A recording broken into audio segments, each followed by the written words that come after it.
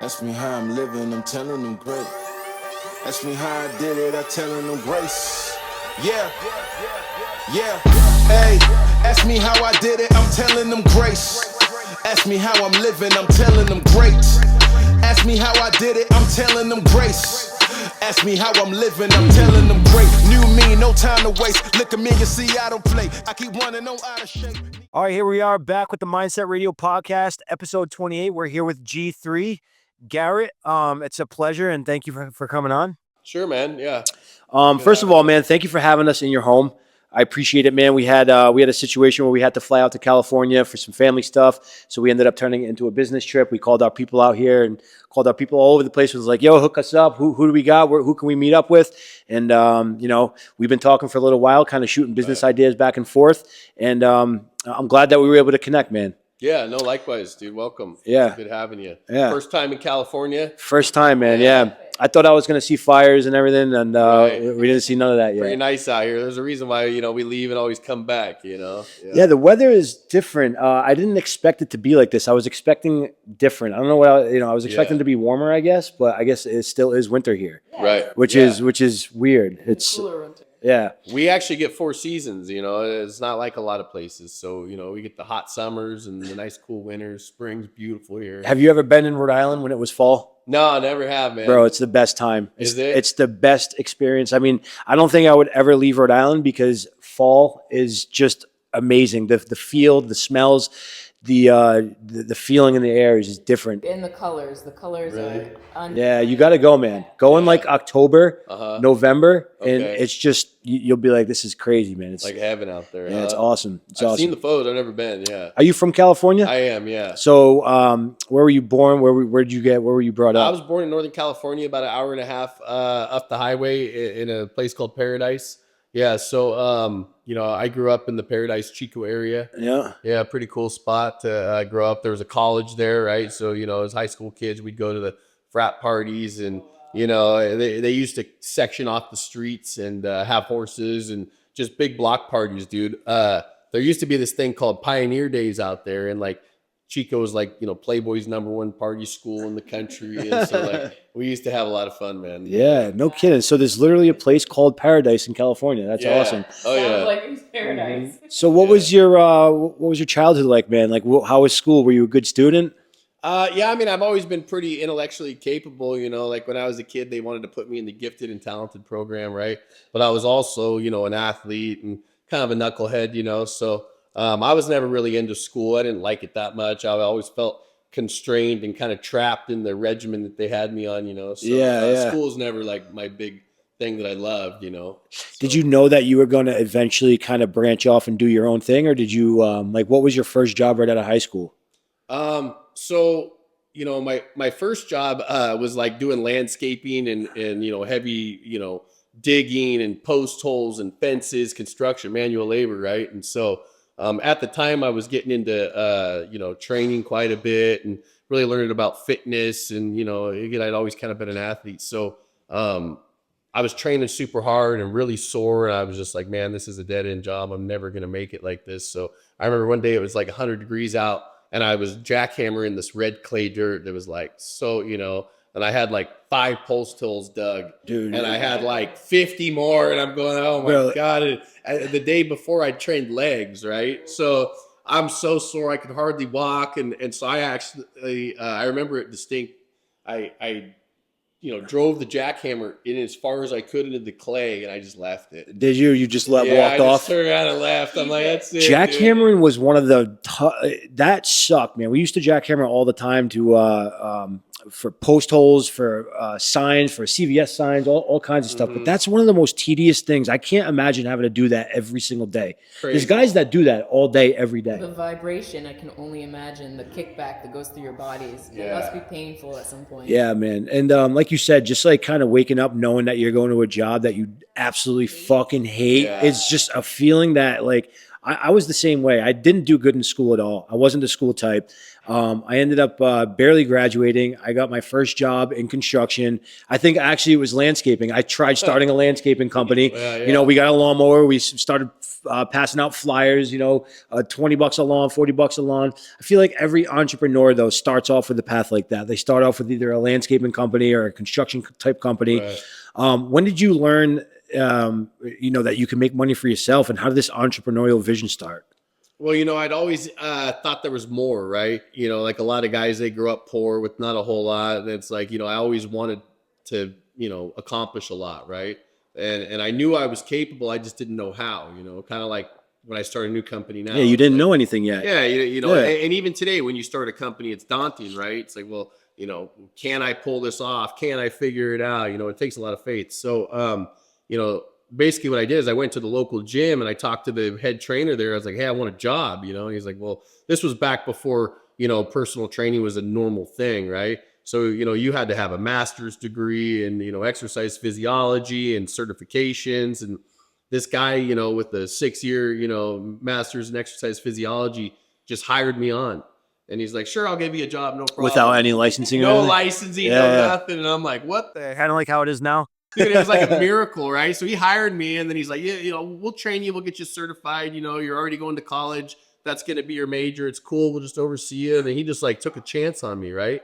And I just kind of took that opportunity and ran with it. Within, say, a year, I had my own training business. I went from being an employee to renting out space in different gyms. And, I just started hustling, right? I can see how that can transform it, because that's basically a sales position. When you're trying to sell your expertise and your, when you're training different people, you want more and more clients. Yeah. So that's kind of giving you the vision of like, oh wait, there's no cap to the money that I can make. Yeah. That was one of the big problems that I had working for other companies. It's like, man, I'm getting $40 an hour, but I think that's all I'll ever be able to get. Yeah. Like when you're in the union, man, you get, yeah, there's a ceiling. You get capped off. You can maybe move up a couple bucks and get up to another position. But when it comes to this kind of stuff, what got me fascinated with entrepreneurship and just business was not being capped off at a certain amount. Yeah, you know what I mean? Yeah. So what was your first business that you started officially? Was it training? Yeah, it was training. So I started West Coast Training Systems, and that was kind of my gig all the way through college. And, I did different things. I would go to gyms and just hustle and find people that were in shape or out of shape and just give them my business card. And, this is back when we had flip phones and we had real hard copy business cards. Yeah. Go out and hustle, flyer parking lots. And, we'd do stuff. I started the first ever sorority boot camp with the Alpha sorority girls. Yeah, it was actually a good story. So I was broke at the time. I had just bought a new BMW, right? And, I bought it on payments with the down payment, et cetera. And so I had a pretty good, monthly nut as a young guy going to college, right? I had my own condo, brand new BMW, I was, bodybuilding, eating real good at the time, a huge long list of supplements, so, so I had to come up with some cash every month. Right. And I was like sitting there, I was talking to these Alpha Phi girls on the phone, and they're like, oh, we got to go. We've got a meeting for the sorority. I'm like, oh, what's going on? Like, oh, we have these like monthly meetings where everybody comes, and I'm like, well, I want to show up. They're like, well, what are you going to, like, what do you mean you want to show up? I'm like, well, I'm going to present. So it's kind of like a mastermind. Yeah. It was like masterminds before masterminds. Well, yeah. So like these girls all show up to talk about sorority business. And I'm like, I just want a shot to speak. So I went on my desktop and I printed out all these flyers in pink. I jacked the Alpha Phi logo from their website and I made this like little cool flyer, right? Just on Microsoft Word. Yeah. I printed out like 30 of them. And so I just went there and I pitched it like, hey, it's first ever sorority boot camp.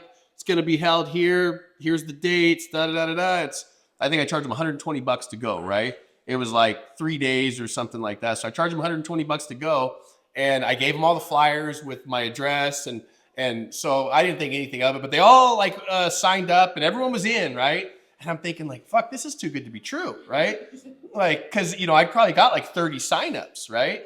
And so I went home and everything was cool. The girls were like, wow, you did a good job, And so about a week later, dude, I got my first check in the mail from a parent, right? And all of a sudden, dude, I just started getting all these checks in the mail from parents, right? Wait, from what parents? The parents of the Alpha Phi girls. No way. They all showed that, like, hey, I want to do the boot camp. Well, none of these chicks have money, right? So they had their parents, and their parents are all sending me checks, dude. No Yeah. way. So I'm like in the mail, like, fuck, there's another one. What? And so I took my sign-off sheet, boom, boom, boom, you know, and then I'm like, all right. So I call the girls. I'm like, hey, listen, I got paid by 27 girls. I 3 more. Okay, we'll let them know, dude. And the checks kept coming. And so, yeah, that was my first kind of foray. Did you keep going with it? Oh, yeah, dude. Hell yeah. So I was telling my buddy, I'm like, bro, like, here's the deal. Like, I'm going to need some help with this, you know? And he's like, okay. Like, it wasn't even a question of like, well, how much are you going to pay? He's like, bro, sorority boot camp? Are you kidding me? Like, I'm in, dude. Let's thanks go. for asking me. Let's I'm go. in, you know what Yeah. I mean? Like, so we just started, you know, doing that. And He's like, I'll pay you to go. yeah, it was like so profitable, and it was like the big moment. And I actually should have stuck with that business, because then, like, you know, the Tough Mudder competitions and all the different fitness, like, Yeah, you know, man. venues became like multi-million-dollar businesses, right? And I was onto it, but you know, after you train enough people and you do it long enough, you just get Did you get burnt out? You get burnt Did out. you? know, No I'm shit. So tired of trying to make these people fucking work out, and it's like, so I knew that, you know, as I started to go through my schooling and had done that long enough, I knew that I had to do something else, right? Yeah. I had kind of hit the glass ceiling too, you know? Yeah. So at the time I was charging like private clients $35 an hour, and then I was doing my boot camps. I was doing good, but it just wasn't, you know, it's never good enough. So were you training all day long? That was your main gig? Well, I was going to school, so I trained like 4, 5, 6 clients a day. Usually like 30 hours, 35 hours a week was like the max I would work, you know? Yeah. So but at least, you know, 5 clients a day is a lot though, bro. You motivate 5 guys through a workout. And Yeah. What are they? regular Half-hour diet. workouts, hour workouts? No, like an hour. So each one's an hour, yeah. What kind of diet were you putting them on back then? I've always been a fan of like low fat, high carb, or cycle carbs. Really? And high protein, yeah. Huh. So I would cycle their carbs from like 50 grams a day to like 150 for the girls. And then for the guys, I would cycle their carbs from say 50 to like 400. Just kind of depending on what they needed, like what their body type was? No, like I would deplete you down. So I'd put you on like 50 grams of carbs till like you couldn't get a pump at the gym anymore and you're completely depleted. And then I'd up it to 100, and then I'd up it to 150. So I'd ladder them in. So I'd deplete you down and then bring you back up, and deplete you down and bring you back up. Yeah. Kind of on like a carb cycling ladder. Yeah. Is what I would do. Yeah. Have you always been into fitness like from day one? Yeah. And have you been like pretty consistent with it throughout your whole life? Yeah, it's always kind of like what I go back to. You know what Yeah. I mean? Like there was a time when I was like super jacked, and you know, like I'd roll around with the gallon water jug. Yeah, dude. You know what I mean? I walk yeah. in like, I just went tanny. Yeah. You know, but like That guy must work out. Yeah, but you know, like I was that guy, right? Yeah. You got to go through it though, man. Everybody's got to go through that phase. 100%. Oh, I got to get my creatine and glutamine right. So, but like, Sorry, I can't right now. yeah, you know, but like as you get older, you learn to like, okay, like I need to drink a gallon of water a day. Like, how do I do that? Right? I'm so bad like, at that, dude. I wake up, I drink 60 ounces in the morning. Okay, cool. Like, you know, like, so you learn how to. Are you on that now? Do you drink a gallon a day? I try to, yeah. Dude, I get so bad with dehydration, my freaking back, I get like kidney pains. Oh yeah, dude. For real, bro. Yeah. It's bad. I've always thought I had a kidney problem. For like this last year, I'm like, I'm telling you, babe, my kidneys are about to explode. And she's like, just drink more water. Yeah. Right? And sure as shit, I drink more water and it goes away. But well, the key's the lemon juice in the morning. So you do lemon juice in the morning. Oh, yeah? 60 ounces of water. That'll clean your kidneys right out. That's like an old bodybuilding trick. Like, so I used to train like pro fighters and guys who were doing bodybuilding competitions and stuff. And like all these guys are on different shit, right? Mm-hmm. So like, you know, it's like, all right, well, this guy, you know, how do we protect his kidneys? And so that was like an old bodybuilding secret I learned about the lemon juice in the morning. yeah. So What do you think about this kind of wave that's happening right now with like hormone replacement and the TRT thing? man, you know, it's Because there's a wave. The peptide thing's huge right now. Everybody's on TRT, and they don't like to call it juice, but you're on fucking juice, dude. If Yeah. you're on TRT, you're juicing. 100%. Yeah. So like I had, you know, obviously like, you know, being in the fitness background, I've, you know, tried all sorts of different supplements and shit. Right. And so, you know, I'm big on peptides. I think like, Yeah, we just started with peptides. yeah, I think like, you know, all the different peptides most of them are really beneficial. What's your favorite? What's the one that you like the most? Well, it's just like anything else, you know, you have to do a bunch of them to get the Figure out what results. works for you. A bunch of them, meaning like a different variety of them, or do you have to do them? Do you mean like at a time, like lengthwise? Yeah. You have So to stay on them basically- for a while Well, you have to stay on them for a while. to notice anything. 100%. Yeah, But that's then you also my have to do a bunch of them at the same time, right? Like think about this: if I had a race car and all I had was a good motor, like am I going to do well on the track? True. No, I'm You not. need I good tires, suspension, you I need- yeah, I yeah. need transmit all the stuff, right? So it's a comprehensive build that you need, whether it's supplements or whether it's racing or whatever it is. You got to have a comprehensive approach. So I like peptides, but I think you got to have a comprehensive approach. Were you ever big into alcohol or anything? I never really got caught drinking that much, Yeah. There was a time when I'd, go out at, 2-3 nights a week and drink a ton of tequila, Everybody goes to that tequila phase. Yeah. Tequila whiskey phase. Yep. Yeah. So but it was never something that I had a problem with. Like in college, everyone would drink, right? But I was so into like fitness and stuff. I'm like, I don't drink, dude. Like, so I was one of those guys. Yeah, right? yeah. Like, Well, dude, it worked. I mean, it worked. Listen, Yeah. anybody watching, you're better off being that guy than being the guy that drinks. Yeah. We stopped drinking probably 3 months ago. No weed, no drinking, no nothing, dude. I feel better than I've ever felt in my life. Yeah. I got because I was on TRT and I was drinking alcohol and I was getting this side effect where my blood pressure felt like my head felt like it was gonna explode, dude. It was the worst, and I didn't know what it was. I was just so like naive to it could possibly be drinking. So I didn't figure it out until I stopped drinking, and then I'm like, oh shit, it's gone. I don't get that feeling anymore. So the combination of the alcohol and the test, dude, it was not good. I'm not a big fan of TRT. No. So like, Just say testosterone. Just say you're on. a big fan of testosterone replacement Yeah, therapy. yeah. I'm not. So in terms of testosterone replacement therapy, I'm not a big fan of it, right? And I'm not a big fan of it because like 90% of the testosterone that's out there is cypionate, which has a long-acting ester, which shuts your natural production down, right? And so what happens is you become a slave to this testosterone, right? And God forbid you don't get your shot every 7 days. Next thing you know, you're going to have major health or major health problems, right? So what happens is you become a slave to this shit. And they actually played around with it and made it very scarce during the pandemic. You couldn't get tests for a while, right? Next thing you know, everyone's doing this bootleg shit and stuff. But it's hard to recover and ever get your own natural testosterone back after you've been on it for 6 months, a year, 2 years, 5 years, right? So I don't like it because it shuts your ability down to produce your own testosterone, but it also makes you a slave to this stuff. And God forbid the government says, oh yeah, we're not going to produce testosterone right? There's going to be all these buff dudes in the world that are fucked.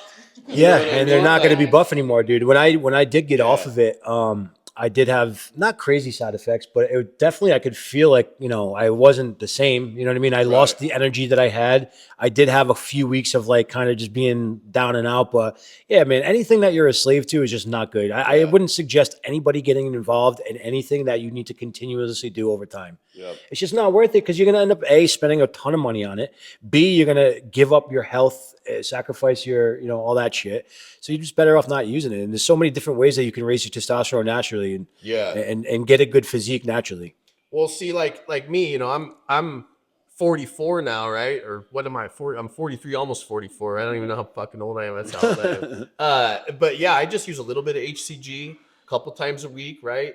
And sometimes I'll cycle Clomid, and then I do peptides. What's HCG? I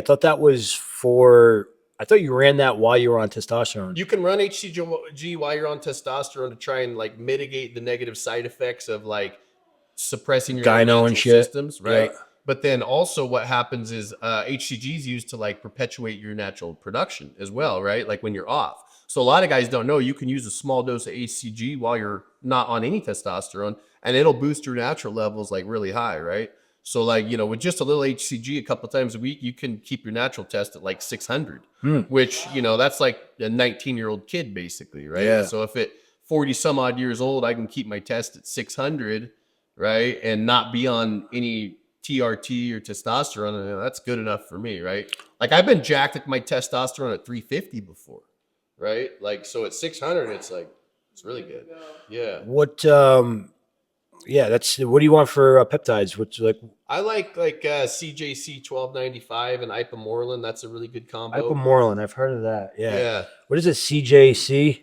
Yeah, it's just another peptide. So you do like CJC 1295 and ipamorelin. That's a good combo for like growth hormone release. Yep. I like that. I like the TB 500, BPC 157. That's a good mix. You can feel that in your hands. Like if you wear a ring and you're a woman, or some guys wear rings, but your finger size will drop like 2 sizes because the information. I tried that go crazy. and I absolutely loved it, but it worked too well for me. I was getting like an ox. My back was so muscular, but it worked so well. I felt amazing. I felt like I could lift 200 pounds and just. No, you were on MK 677. Yeah, but we That's did not- BP too. Yeah, BP is. I think that helps with healing, right? It was incredible. I want to get back on that rotation again, but yeah, it was too much. I just have those genetics where my muscles are just incredible with that. So I love anything that enhances you, like you were saying though. Nothing that you become a slave to, because at the end of the day, you have to be able to maintain it and be healthy. You want to be healthy for your children. You don't want to die from any of these extras that aren't necessary. Well, that's the thing, right? So for me, like, you know, like I drink a lot of caffeine, whether it's coffee or pre-workout or some type of caffeine pills, right? I'm majorly addicted to caffeine, but I have been for years. It's how I function, right? Like, you know, some guys may have ADHD or whatever. Maybe I'm that guy. I don't know. But like, I historically take a lot of caffeine. Right? Yeah. But I like nootropics too. So like, you know, I'll take like methylene blue is a great one. Alpha Brain. Nicotine gum is a good one. You combine caffeine, nicotine gum, and methylene blue, dude. You want to talk about like firing on all cylinders, you'll be feeling good. Yeah, right? no, the Zins. Zins. Yeah. Did you try Zin? I did. You did a hookah for the first time. I've never tried Zyn ever, but I will get the sugar-free nicotine gum. And like, you know, the little plastic ones you see the smokers chew. Yeah. Like, I'll get those. And I'll take them, you know. No kidding. Yeah, it's pretty good. Let's talk business, man. It's how we you know met each other, and I'm fascinated with a lot of the different things that you're doing. And you know, obviously you're doing something right, man. I mean, this is an absolutely beautiful home. Talk about a little bit how you got here. What was the first major deal that you did, and you know, what do you see yourself doing from this point on? Well, you know, so the life of an entrepreneur is not very glamorous, right? The life of a top level athlete's not very, it's a lot of work, you know, and everyone, you know, on the internet, they think there's this secret sauce, right? It's like, okay, if you just enroll in this course and connect this trading bot, you're going to be rich, right? Or if you just, you know, come see my blueprint, you know, then I have all the secrets. I'll just tell you everything to do and go do it and you'll be rich, right? But it's not like that, you know, like I have a blueprint, right? There's other guys that have successful blueprints, but all of them require like major sacrifice, right? It's just like getting yourself lean or getting yourself in shape. There's no substitute for the hard work, right? Like you have to meal prep twice a week, right? You have to pre-make all your shit. You have to have an ice chest. Every time you leave your house, you got to leave with the ice chest. You got to have all your meals dialed in and commit not to eating out. And then like, if you do that for 6 months, you'll look like an anatomy chart, right? Like you will. It's like, if this, then this. Same thing with being an entrepreneur. It's like if you wake up every day at the same time, you do all the same shit, you believe in what you're doing, and you focus on doing a really good job and not the outcomes, right? The problem is most people always want to focus on the outcome First. right? Yeah. So if you focus on the process and enjoying the process so much that the outcomes are inevitable, that's the secret, right? Yeah, the secret's the hard work that goes behind it, man. And you're absolutely right. It's not glamorous. It's not what they make it seem to be, but they do that by design. Yeah. They do that because they want to sell you this course. They want to make money off of your come up. So they'll make it seem like, you know, they'll get the Lambos, they'll get the yachts, they'll put out some reels and they'll say, if you buy my program and you do what I tell you to do, you can have all this stuff. Yeah. Some of that is true. You can get that stuff, but it's going to require hard work. And like you said, you got to put the time in. It's not just going to happen. And a lot of people get that twisted. Yeah. And there was a phase where a lot of people were saying, oh, get rid of your 9-to-5 job. Entrepreneurship is more than 9 to 5. It's all day, baby. It's all day. It's 7 days a week, all day. Yeah. 100%. Like people see me, you know, like yesterday I'm at the gym, 10 a.m. with my son, right? He's training with this Dagestani guy that I found. And, you know, I'm on the phone, right? The whole time I'm on the phone. I'm text messaging, I'm calling, I'm emailing, you know, I'm walking out, conference calls. And, you know, I'm sure like everyone's like, dude, what, like, fuck this guy. You know what I mean? Like, is he that important? It's like, no, I'm not. I just am that, you know, busy. You got I'm shit not going busy, on. dude. You got Exactly. shit going on. And like, you know, the guys that are really made, right? The billionaires, they're not on the phones. They're not on the emails, right? They're like having a few meetings, talking structure and stuff with their people and moving on, right? But like the guys that are active in actually building things and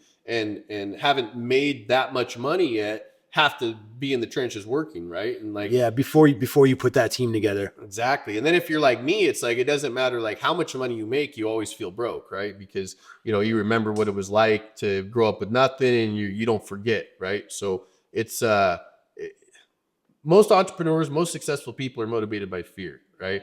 So like, you know, if it's a fat kid that's in shape now, he's motivated by the fear of being fat, right? If it's the girl that, you know, got herself in shape and got some surgeries and looks super nice now, like she's motivated by being like that odd woman out, like she was as a little girl or something, right? So it's like, you know, the most successful people are motivated by fear and like not going back to where they were before, right?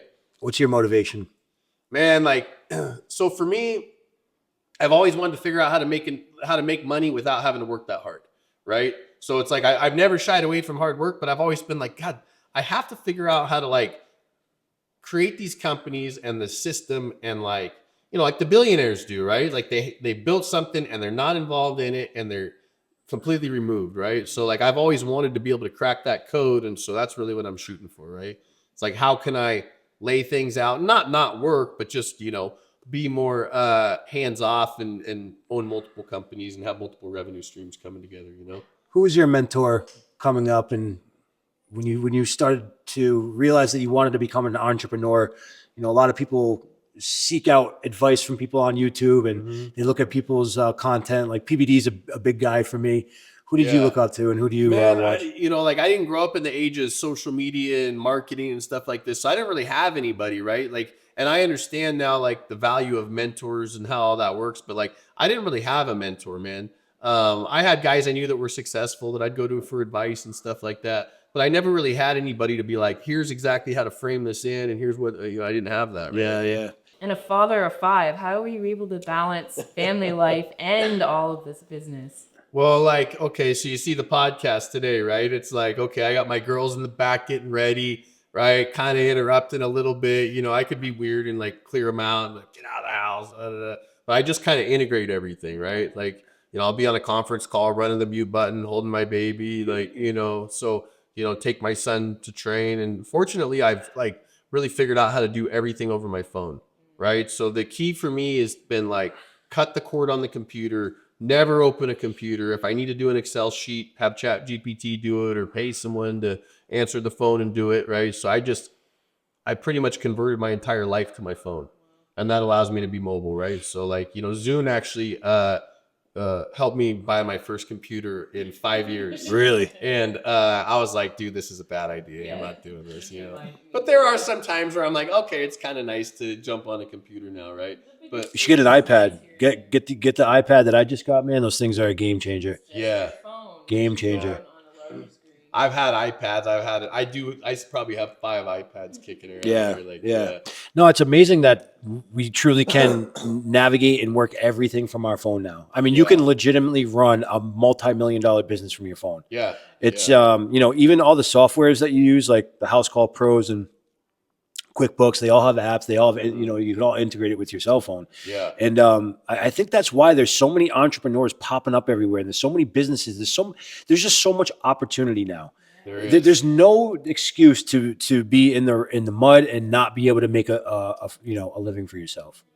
Yeah, it's true. You know, and with that being said, it's getting harder and harder to make money in America, right? It really is, because, you know, the big class division of us versus them is here, right? And then you got the advent of AI and technology. And so the gap's getting bigger and bigger between like the guys that understand the way the world's moving and where it's at today versus the guys that haven't, right? Yeah. So we take service-based businesses, and, you know, a lot of these roofing companies, solar companies, service-based HVAC companies, you know, they've been doing business for 30, 40, 50 years, stuck in the middle of their business, right?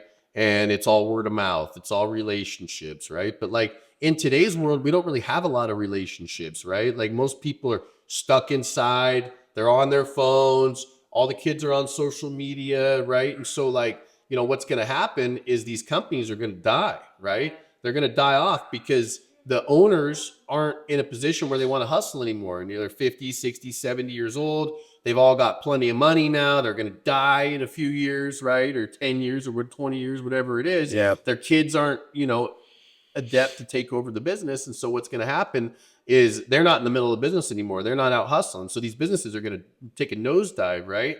And if they don't leverage technology and AI and advertising, and they'll close. These Easy. platforms, they're done. Yeah, they're done. And so, that's why you see all these roll-ups happen, and the private equity companies are buying up all these small mom and pop shops because they are standardizing business with these big corporate powerhouses behind them. So there's not going to be like a lot of, service-based businesses anymore. There's going to be like conglomerates, there'll be 5 roofing companies in the country, in the future. You think so? Yeah, there'll be 10 HVAC companies, and they'll just have so much monopolized power. And that's what Wall Street's doing. They're coming in to take them out. I mean, yeah, Blackwater, they're already starting to do it. Even in Rhode Island, a lot of the HVAC companies are all getting bought up right now. A lot of the plumbing companies, they're all getting bought up by this bigger corporation that came into town, and they're just consolidating into one company. Yep. I think there's always going to have those little companies that are needed, that are going to need to be started, that use the newer technology that's out, that are integrating systems that the bigger companies are not integrating yet. And those bigger companies are going to eventually be like, oh, they're using that. That's working for them.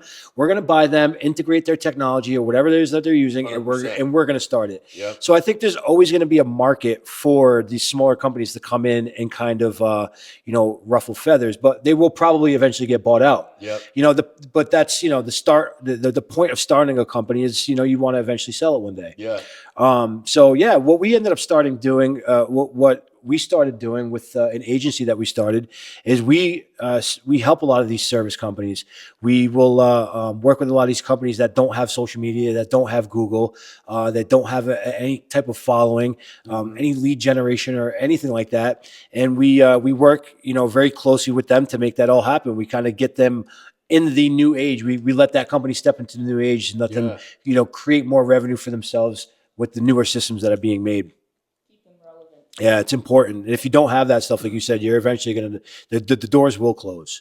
Yeah. Well, when you're scaling a company, right, the biggest challenge of hiring new people and taking on that debt is having enough predictable work to justify it. Right. Yeah.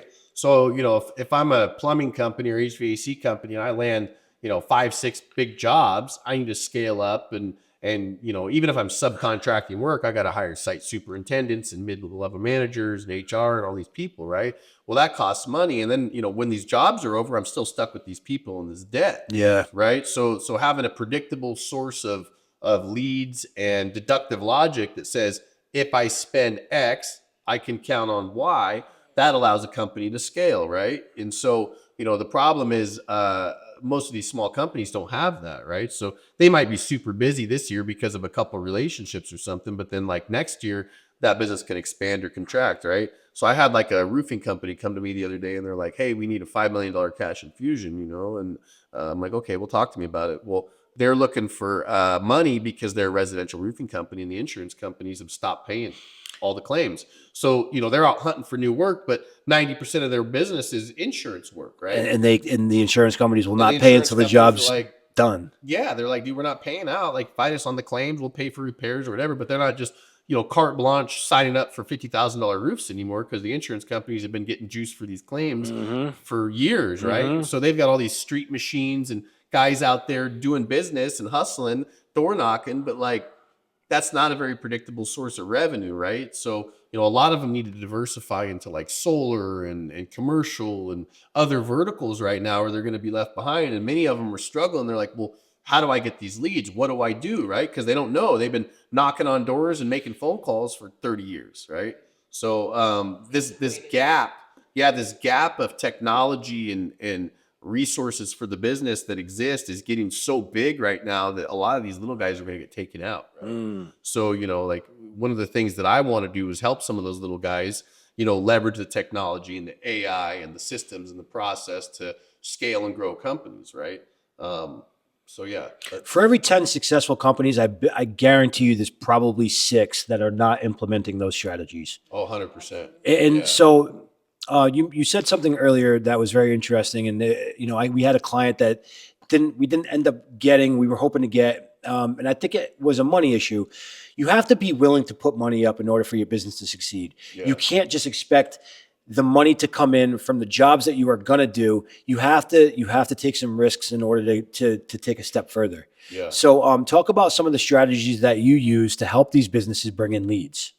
Yeah. So basically, I spent the past year developing a marketing platform that really generates leads for service-based companies, right? So, we went out to the market and really just started knocking on doors, right? Like what's the best software out there? How are we going to manage the leads? How do we run the ads? What's the ad targeting look like, right? What's the predictability look like? How do we hack the Instagram algorithms and get the right customer to book appointments with us? And, I just did that for my own company, right? Because I wanted to make sure that I could scale and grow, and I didn't take on $100,000 a month in payroll just because I had two good jobs at the time. Right. Yeah. So, I set out to figure that out, and, it was a long road, right? I spent a lot of money and I did it in faith, not knowing if I'd actually be able to pull it off. Right. And there were times when I'm like, okay, this isn't working. I have to pivot, so my strategy that I thought was going to be, X, Y, and Z just veered off this way. Right. But that's the thing about being an entrepreneur is you really need to be able to pivot and adapt quickly. Right. So what started off as like a marketing platform for like, roofing companies and guys that had leaky roofs became like a commercial solar marketing platform. Yeah. Right? Yeah. And so like I would have never in a million years a year ago been like, oh yeah, we're going to generate leads for commercial solar companies. Like what the heck, but it just morphed into that. Right. Who would have thought that the leaky roof would have turned into that? Yeah. Most of the, most things that start like that are kind of, you don't really expect to go down that path. Like I never thought I'd own an HVAC company. Yeah. 3 years ago, dude, I didn't even know what HVAC was. Right. I was a contractor that, that did, kitchens and baths. I was approached by somebody, I saw an opportunity and I took it. Yeah. And being able to learn how to pivot in this business is one of the most important things to succeeding. Yeah.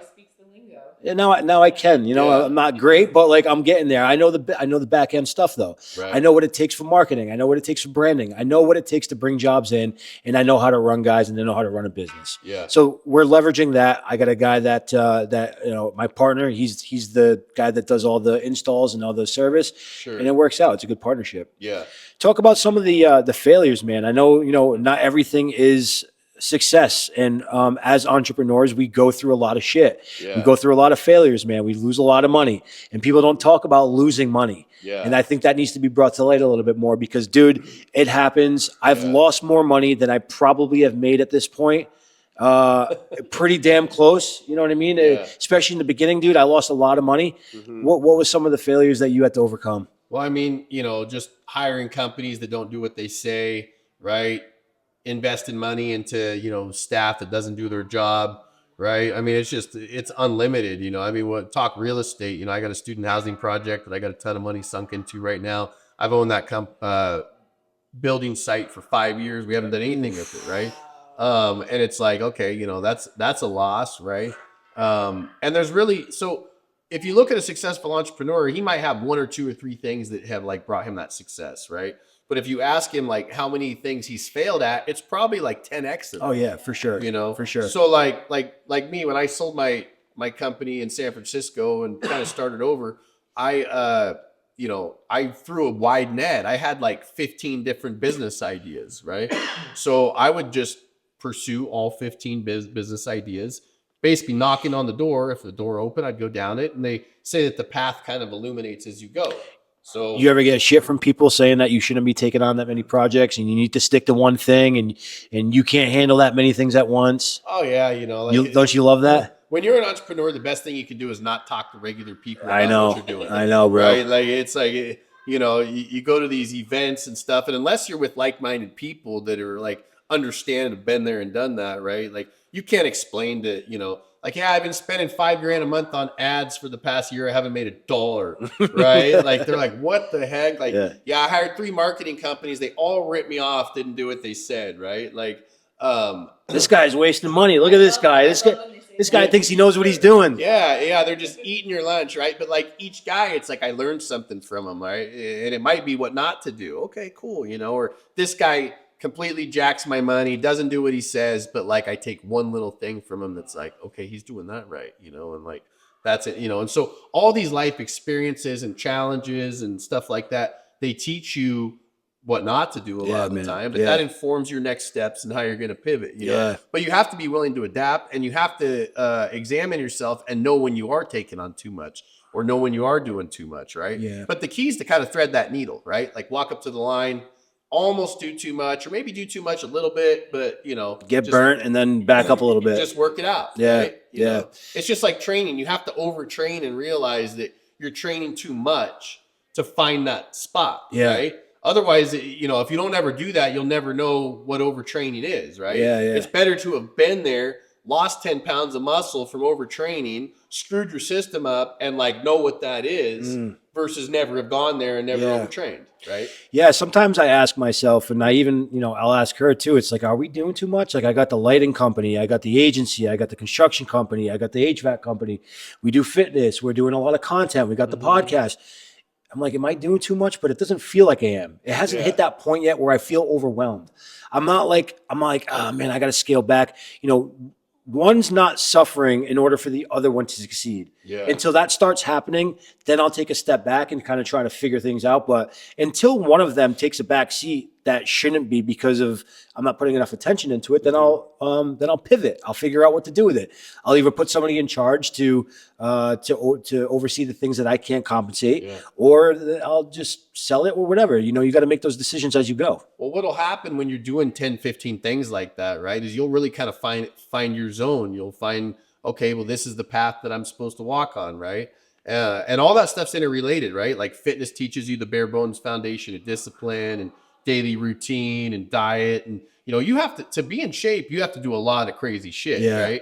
Like you've got to take the right supplements, get the right amount of rest, get the right macros, vitamin, all the stuff, right? So if you take that mindset, that foundation of fitness, apply that to business, right? And take that same mindset.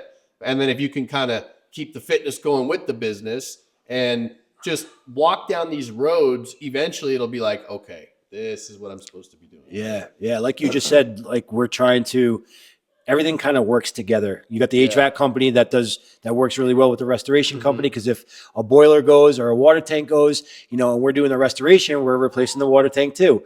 Or the podcast that kind of works hand in hand with the content. And we use the podcast and the content to boost our companies. So like everything that we're doing does intertwine. That's what really helps us too. You know what I mean? But I don't know, man. I don't know if anything will ever come to our hands and we'll be like, you know, I guess there's been some opportunities that we've passed on. I feel like we get a lot of opportunities brought to the table. And we pass on a lot of them. Go through them, decide what is beneficial. How do you deal with that? Because I'm sure there's people that call you all the time and your socials that blow you up on DMs and like, yo, let's work together. I got this idea. Like when you see something that's worth taking, what do you do? Well, it just kind of depends, right? Like most of the stuff that I see's already got too many cooks in the kitchen, right? Elaborate on that a little bit. Yeah. So, you know, like, you know, I saw this project, great idea, right? Totally scalable, could sell the product to a lot of the big name retailers across the continental US, right? But there's like 8 guys involved, right? Too much. They don't and need so it's like, number one, there's not enough equity for me to pay attention. Number two, most of those guys are going to all want to be the leaders and the decision makers, right? So it's like if we go to the racetrack, there's one guy that could drive the car at one time, right? That doesn't mean we can't both drive the car. We just have to choose like, okay, well, today's my track day, you're going to, right? Or like, hey, I'm going to run the 3 mile, you're going to run the 5 mile, right? And we have to choose, but we both can't be driving, right? So you have to, that structure a lot of the times at startups and stuff isn't very clear.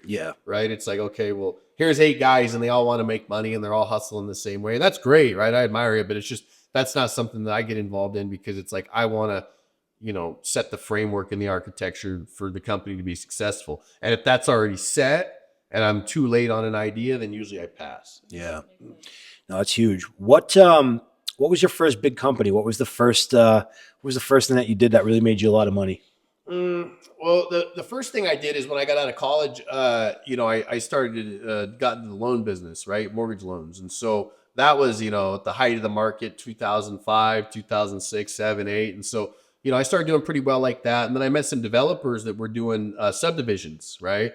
And so I kind of learned the tentative map game of how to map land and split it into different lots and what that whole business looked like, right? And so that was kind of my first foray into business. And that ended up in a disaster with, you know, the crash of the market and, you know, all the mortgage-backed securities and that whole sort of thing, right? And so, you know, that was basically a huge life lesson for me. Like, all right, well, here's all the shit not to do, right? Like, so, you know, I got that lesson and then I had to start over again. And I really only had like one solid skill set at the time, which was like land development, real estate, deal structure, stuff like that. And so at the time I was broke and living in San Francisco. And so I started my company SF Codes with like a backpack, a bicycle, and I would just like hustle plans, right? So I'm like, hey, dude, you got a construction project? Give me your plans. I'll take them down to the city. I'll get them permitted. $65 an hour, like boom. Then it's like, all right, got a little money, got on my feet. And then it's like, all right, well, I'll flat rate that project for $500. Next thing you know, I'm at the city with 5 projects, right? $500 times 5, you know, what's that look like? Well, that was a day's worth of work for those. Not bad, $2,500 a day, right? That's good money. Yeah. And so then it's like, okay, well, then I built a website, right? And then I started marketing, and then, you know, So all those leads and all that success that you had previous was before you even started a website or any marketing? Yeah. Wow, incredible. I mean, I just show up and, you know, this is, like I said, old school, right? Relationships. Show up, talk to people. Hey, what's up? Da, da, da, da. Like, you know, here's who I am. This is what I do. This is how I can help you. Let's talk. Yeah. You know, they're like, all right, yeah, let's talk about it, right? But there was a time for like 6 months, I locked myself in this little room at my buddy's church. So my buddy had a nonprofit in Berkeley, California, and he had a little office there at the church. And so he gave me office space, and because I didn't have any money to pay for it or anything, right? Yeah, you work here every day, you know, and I needed a place to go. So at the time, there was what was called the Blue Book. It was a building. I know you that. know, Yeah. a management association book, BOMA. Yeah. And so I literally cold called everybody in the Blue Book for like 6 months. And I'd send them emails to follow up, right? And I'd go on to LinkedIn and I'd add all the people I talked to until LinkedIn would lock me out because, you know. Yeah. And then what I would do is I would find the name of the company, like, for example, Jones Lang LaSalle, right? And I would find the email cadence, like mike.s@JLL. And then I would start adding their emails to the LinkedIn so I could add 500 contacts a day and get away with it, right? So I just started hustling, right? Phone calls, emails, text messages, follow-ups, alerts to, you know, make sure that I was pinging you every 3rd month, right? Finally, you're like, fuck, dude, like, sure, bro. Like, Yeah. I'll give you a job, dude. Like, Well, come people pick up these goddamn plans. People you know? see that though, and they respect it at the same time. If I were in a position where this kid was hitting me up nonstop, I'd be like, all right, there's something with this kid. Let's give him a try, because like that's respectable, man. That hustle, you know, that's very. You don't get that all the time. Well, and your name becomes familiar because just by habit. Yeah. By seeing it. We got to use LinkedIn more. LinkedIn is a huge tool that I'm kind of lacking on.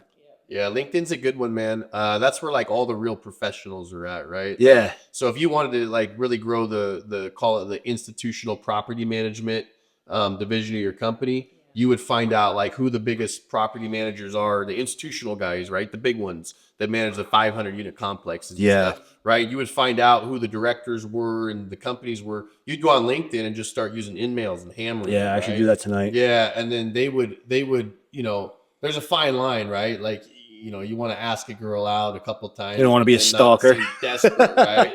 But you got to make light of it, right? Yeah, like, you know, I'm going to see you at the gym here 20 times. Like, how many times can you make me ask you? Yeah. Right? And it's like, you know, and there were times when like, you know, you call this guy, hey, Wally, it's Garrett. And he's just like, the fuck, dude, like calling me again. And it's like, well, yeah, bro, I need work. You know what I mean? Like, I'm calling you because we're hungry. We're going to do a great job for you. You know? I mean, until they give you a yes or a no, I mean, that's fair game. Yeah. That's fair game. So, all right.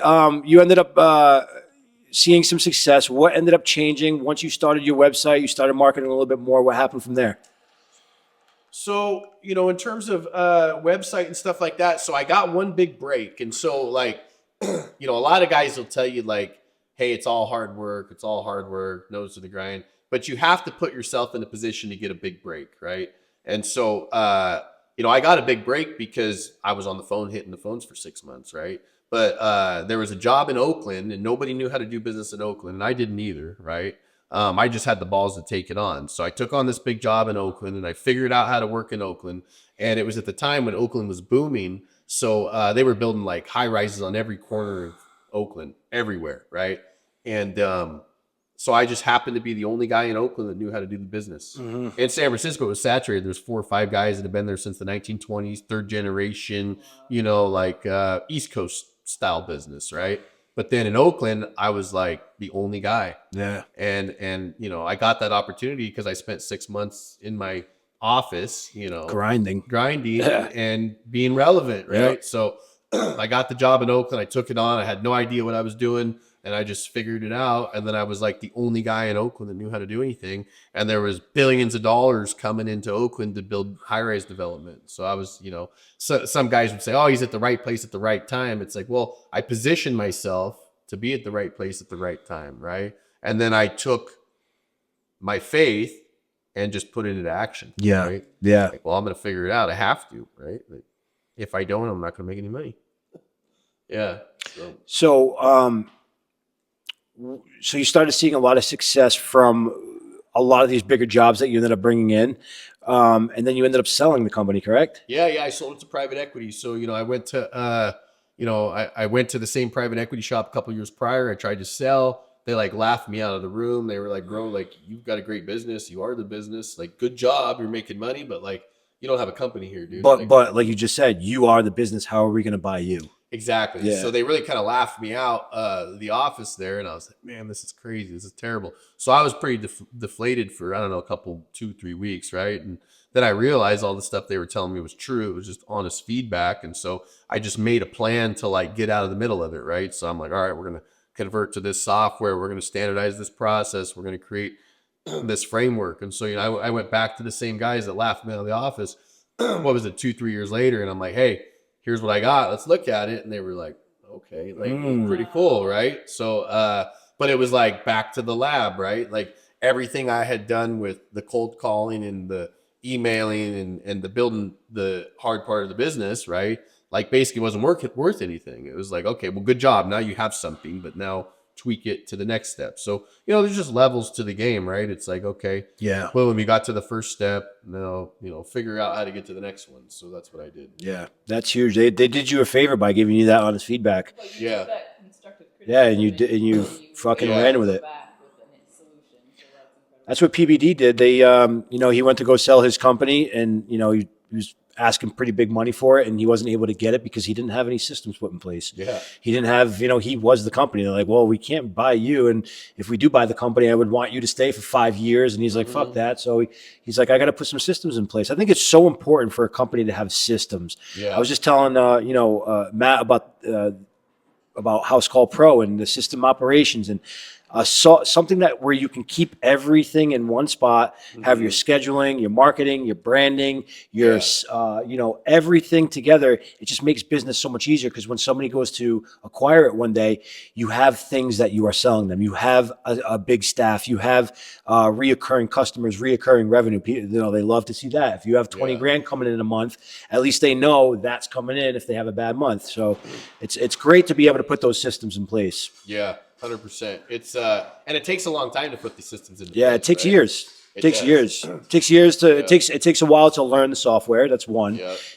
It takes a while to adapt to it and actually fill the software because you have the software, but you need to fill it still. You need to, place it and have all your customers and the emails and you need to be able to, work it. But so I met you on social media, right? We were introduced by mutual friends. Shout out to Luke, man. Thank you for making this happen and connecting us. Wake Maker. Yeah, the Wake Maker, man. I'm excited. He's dropping some merch coming out soon, actually a hat and I think some shirts, so go check that out. What's your input on social media? How has it helped your brand? What do you think of what's going on with this Instagram thing that's happening right now? I don't know, man. I'm kind of burnt out on Instagram. It's I think it's great, right? I think that the common person needs a voice, right? And I think it's really empowering for everybody to have an opportunity to have a voice, right? The problem with Instagram right now is there's all these people that have voices that probably shouldn't be out there becoming authoritative experts. Well, right? they're living fake lives. What they're portraying is not the life that they're living whatsoever. Yeah. I remember when I first started getting Instagram, we had a bunch of guys come over and a few of the camera guys were like, all right, well, like, what time do we have to leave? And I'm like, what do you mean? And they thought like we had like rented all this shit as props. I'm like, bro, we don't have to leave. Like, you can stay here, I guess, if you want, bro. Like, they're like, what the heck? Like, because they're used to, go to LA. We got 3 Lambos we rented. We got the mansion. We're doing the shoots. Like, like, bro, you don't have to leave. I mean, I don't want to hear from more than a day or so, but yeah. Like, so yeah, it's a lot of it's just BS, right? Yeah. Most of it is, bro. Most of the people that we meet, and we get very disappointed when we actually meet them in person. Yeah. It's I knew you were legit because of just the people I asked about, and they're like, oh no, he's actually doing like what he shows is what he does. Yeah. And that's what we really try to implement on the podcast, on our socials. It's like what you see is what you're gonna get. Yeah. There's no faking it. We have businesses, we operate businesses, we help people. What you see is what you get, and I think it's important to kind of display that authenticity in a landscape where there's a lot of people faking it, man. Yeah. I think people are taking that fake it till you make it really to another level. Yeah, no, they really are, man. But that's how we did it too, right? Just in a different way. I'll never forget. It works. I'm not denying that it works. I'll never forget. I think I had like 10 grand to my name, right? And I went and I bought a M5, a BMW M5 at the time, right? Like my dream car. I bought it for 36 grand. I put 5 grand down. It left me like 7 grand in my account, right? I probably had 4 or 5 grand a month of bills at the time, and I'm just like levered to the hilt. But it was like for a month, I like would dress up, put on my nice sport coat, get in my car, right? And I really felt like I had made it, And so that feeling I just took to the streets and projected it. And actually, I drive around not know where I was going some days, but I'd just be like, all right, say a quick little prayer. All right, God, show me what to do today. And I'd figure out something to do today, right? Or that day. Yeah. And so that was good, and that helped me feel a certain way. And that was, the confidence I needed to go out there and really sell and do stuff, right? But, I also wasn't telling everybody like, hey, I'm making $3 million a month. And if you buy my blueprint, I was selling legitimate product, right? Like, legitimate business. I was helping people, so it was a different world back then. Right? Yeah. We were talking a little bit about the coaching world and how, kind of out of control it has gotten. Yeah. It's something that I definitely was interested in at one point. And I think that I could have added a little bit of value myself and Sheena, as far as like, people sometimes just need someone to talk to. Mm-hmm. Sometimes they just need somebody to tell them this is what you need to do. Even though they know they need to do it, they kind of need that push. Mm-hmm. It's having an accountability partner actually. But did you ever get involved in that? And is that something that you ever wanted to pursue? Yeah, I kind of wanted to pursue coaching just to help people, right? It wasn't really my purpose to like, go out and kill it and make a bunch of money. I was more like, all right, I've been through a bunch of stuff in life. I've experienced, things other people haven't. I have a unique skill set. I had to start a coaching business and help people, right? And so I started that, and it scaled up pretty successfully, with like 7, 8 entrepreneurs that were doing, 2 to 5 million a year, and I was making good money doing it. I wouldn't say better money than I normally make, probably less money than I normally make. And it was definitely costing me money on the other side of the regular business that I do. But I was like, okay, I'm going to help people, But the problem is a lot of the people you meet on the internet, whether it's influencers or just regular guys out there, those guys are fake too, right? And so, they might have money to pay you or whatever, but then, you got to, like with business, you got to have follow through, you got to have results. And so one of the reasons why I got out of personal training is I just got so tired of like motivating people to like do what they needed to do to become successful, right? And so with the coaching business, I found that to be, really basically what the business is. You have to motivate people and then, hold them accountable, and all the things I hated about personal training is also what I don't like about coaching, right? And then couple that with kind of the industry at large being, a little shady, and the negative, connotations associated with coaching right now in the space. I'm like, I'm going to scale back and just chill, so that's kind of what I've done. And so now I'm more with, now I'm more interested in strategic alliances, right? Like in networking. Strategic alliances, guys that can benefit from myself, and how can I benefit from their hustle? And so that's really more along the lines that, how I want to do more of a collaborative approach, so. Yeah, man. It's special things happen when you get a bunch of guys together that really want the same thing, that can really feed off each other's energy and use each other's hustles to, that group's advantage. I think that's massive. Yeah. So I think what you're saying is going to be a bigger thing, because the more people I talk to are starting to put together these BNIs, these networking groups that that can all help each other grow. And I think that's super important. It's a lot better of an approach than to coach and try to tell somebody what to do. Yeah. Even though you might not be living that life, because a lot of people, that's what they do. They tell you what you should be doing, but they're not necessarily doing it themselves. Yeah, right. You know what I mean? So, is that authentic? I don't know. Is it a business model and does it work? Yeah. Not something that we really wanted to get involved in as well, but, yeah, man. The best football coaches aren't the best players, right? They're not able to do the things that the player can do. Yeah. They're able to kind of call those shots and frame in the, architecture for how to make a successful player, right? And so, the best coach doesn't necessarily have to be actually practicing everything that he's preaching, right? But he does have to have some experience and a foundation for, actually bringing things to the table and add value, right? So, you wouldn't hire a pro wrestling coach like for my son, right? We wouldn't hire a guy that didn't have a bunch of titles to train him, right? So you have to have been there, done that. Yeah. What advice would you give somebody that's first starting out and wanting to start a business? Man, focus on reoccurring monthly revenue, right? That's one thing that I never did. I always focused on just like big ticket sales items, and I still do that a lot, except for now I have a model that actually does have recurring monthly revenue. But like, if you can make 40,000 this year, and then 80,000 the next year, and 120,000 the next year, and 240,000 the next year, and all that's recurring monthly revenue, like that's the model, right? Like if you can find a way to do that, right? And I've always just been like, it takes too long. I need to make money now. I'm gonna just go after the big stuff, Yeah, I think once somebody gets in the position where they can actually do that, that's something that's key. You know what I mean? When you're already making money with the companies that you do have, and you're able to step away from it a little bit and kind of pivot to something that does bring in reoccurring revenue, I think that's huge. Yeah, and not just that, but like a lot of guys, what happens is they start making money, and then their lifestyle advances. Yep. Their monthly nut advances. So the real key is that, especially the young guys, if you're out there making a lot of money, keep your lifestyle super simple. If you can do that long enough and sustain it, then you can actually have the life that you want eventually, right? But if your lifestyle continues to increase along with your cash, then you never really get ahead, right? Yeah. Then you're just a slave to the system with different toys. Yeah. Right. And I've been there before. Yeah, you're kind of living the same life that you were living before you had all that money, because your bills are all jacked up and you're paying the same amount. Yeah. So exponentially, it's like you're just as screwed if you can't make your payments, just like you were when you had your union job making $40 an hour, right? Mm-hmm. But like, you have 5 cars and 2 houses or whatever. Yeah. But it's all the same shit, right? Yeah. Like at the end of the day, the guy that's working for the union can survive in his life 6 months with his savings account, and the other guy, he might have 10 million bucks, but can only survive 6 months with his savings account. Yeah, right? So yeah. It's all the same, One more question before we wrap up. What are some, I know you're in the stock market and you're investing in a few things. What are some of your give me top 5 stocks that you like right now?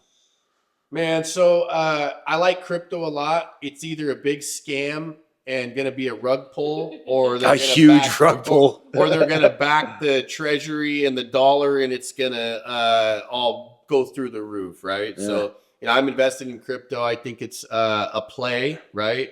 I think the safest play is gold, and buying metals. And there's an old adage from 200 years ago. It's like, he who has the gold makes the rules, right? It's always been the case since the dawn of time. And like BRICS nations and these guys are China's taking huge gold deliveries, huge silver deliveries. Trump knows that, after 70, the gold-backed dollars are non-existent. We don't have the gold and the ability to do it. So, with the, inflationary economy we have and the devaluation of the dollar, we really only have one option, and that's to go to a crypto-backed treasury. And if it works, it's going to make us look like geniuses. If it doesn't, like, we're all going to be in a world of hurt. Yeah, the one problem I have with that, and I'm pro crypto. I love crypto. I love everything about it. The one thing I don't like is that we just don't know where it came from, right? That's the biggest thing that really fucking sketches me out. Yeah. It's like, we don't know where this came from, and it could get shut off at any time. The same could be said about humanity. We don't know where we came from. That's not my pocket. That doesn't affect my pocket, though. That doesn't humanity doesn't pay my bills. Well, you know what I mean. It's I just don't know. I mean, it's could it get shut off at any time? I mean, anything Right? can happen, right? I mean, all that has to happen in the world is for the grid to get attacked, right? And the power goes out and everyone's internet's down and data, you know what I mean? So Yeah. if that happens, the world's ending anyway, right? So, crypto, I think it's a good opportunity. I'm definitely invested in crypto. If it pops and becomes the new norm, then I'll be thankful that I, got in on it, right? If not, I'm thankful that I have some savings account in Idaho with, tied to gold. Some gold, right? yeah, for sure. Yeah. And so that works. But, top 5 stocks, like, I think you should hold big blue chip stocks, right? Apple, Target, Walmart, little bit of tech, Planeteer. Yeah. What else? PayPal, Amazon. Square, Amazon's a great one. Meta, Nvidia, not so much, dude. I think they're overvalued. Because of their latest news, or just because, I mean, what comes up must come down. I mean, you got a stock that's that high, right? And is growing that fast. It's just, it's like any other bubble, right? Just like the tech bubble. You heard about the Nvidia thing, right? Oh yeah, with DeepSeek. Yeah. Yeah. I mean, That came out of nowhere. That came out of nowhere, though. Huh? That came out of nowhere. Well, here's what you know for sure. There's a big AI arms race in the world, right? And everybody's trying to get in on it. China is going to wait till everyone kind of frames in the architecture for it and then jack everybody's IP, right? They're going to reverse engineer the thing. Yeah, and at a better way. Price. Doing it better, too, which is what they do. You know what I mean? Yep. Better, cheaper, more efficiently. And that's a lot of people are freaking out right now that hold a lot of NVIDIA. Yeah. A lot of people, but rightfully so, man. I mean, if they can produce the same amount of output using a third of the chips, that's a problem. That's not a valuable company anymore. 100%. It goes from being one of the biggest companies in the world to just being devalued by 75% overnight. I think that's fascinating. Yeah. Did I sell? No. Am I hoping that they fucking pull something out of their ass and figure it out?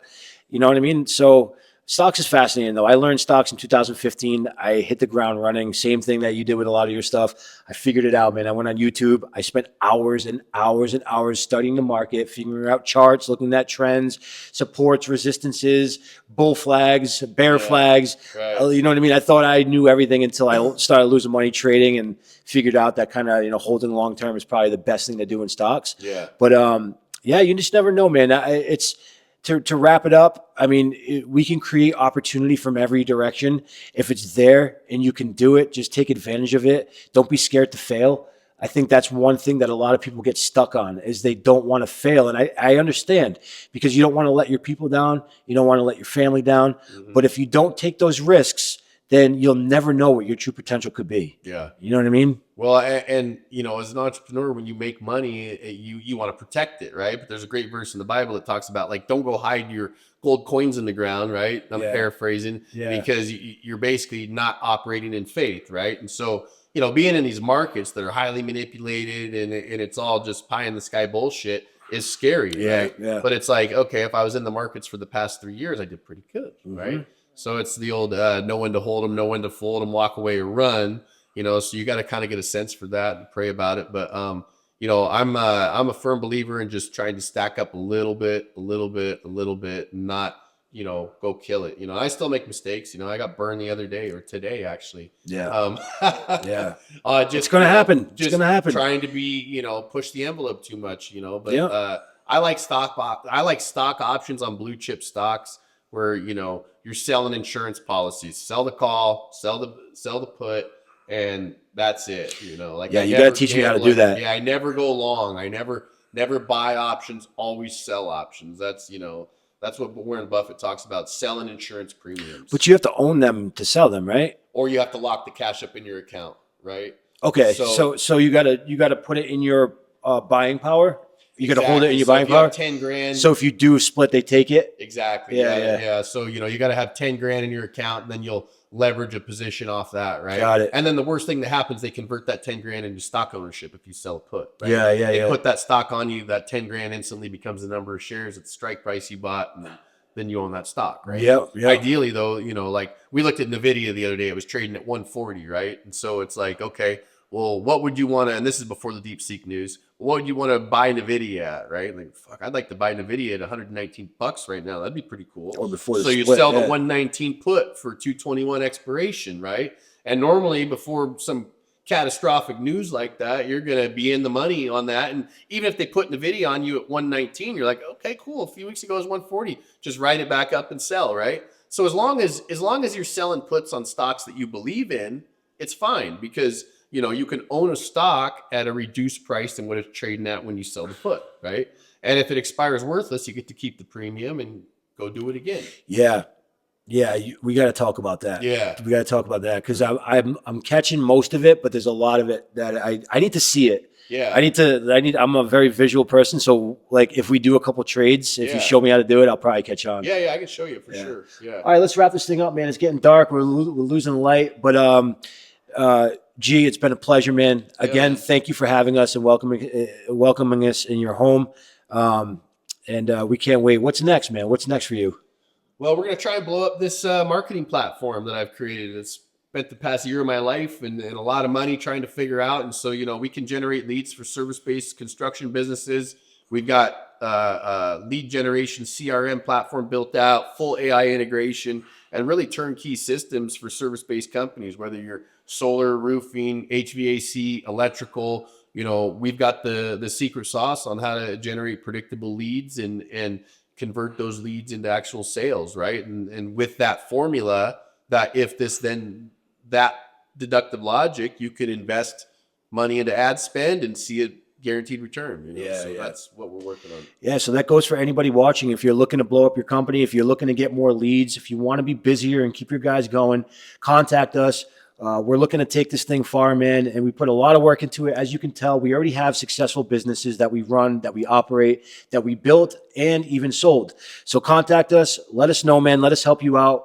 And G, thank you so much for coming on, man. Pleasure, man. Thank you.